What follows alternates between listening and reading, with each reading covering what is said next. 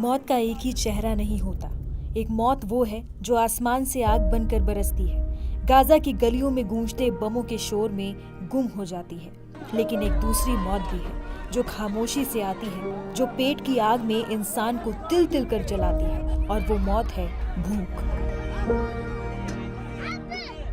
आज गाजा में जंग से ज्यादा लोग भूख से मरने की कगार पर हैं। ये कोई कुदरती आफत नहीं है, ये इंसानों की बनाई हुई तबाही है।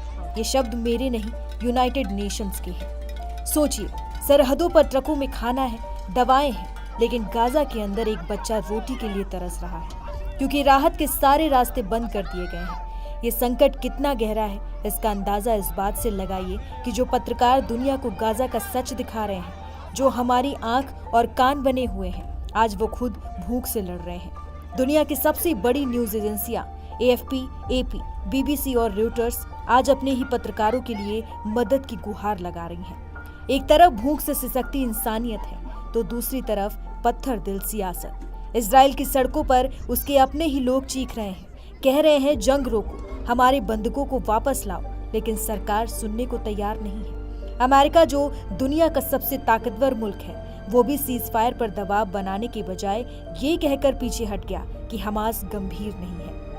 लेकिन इस अंधेरे और बेबसी के बीच एक आवाज उठी है जिसने इजराइल और अमेरिका दोनों की नींद उड़ा दी है। फ्रांस के राष्ट्रपति इमैनुअल मैक्रों ने ऐलान किया है कि फ्रांस इसी साल सितंबर में फिलिस्तीन को एक आजाद देश के तौर पर मान्यता देगा। ये फैसला अमेरिकी और इजरायली नीति पर एक कूटनीतिक हमला है। इजराइल इसे आतंकवाद का समर्थन बता रहा है, तो अमेरिका इसे शांति के लिए झटका।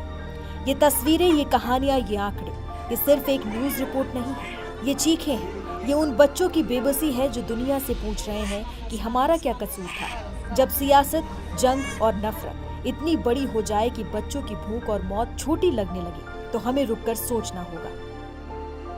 सवाल ये नहीं है कि कौन सही है और कौन गलत, सवाल ये है कि इंसानियत कब जागेगी। समीकरण बदल रहे हैं, दोस्तियां दांव पर हैं, लेकिन इन सियासी खेलों के बीच एक सच नहीं बदल रहा। गाजा के लोग, बच्चे, बूढ़े, औरतें दोहरी मौत मर रहे हैं। एक मौत बारूद से और दूसरी भूख से।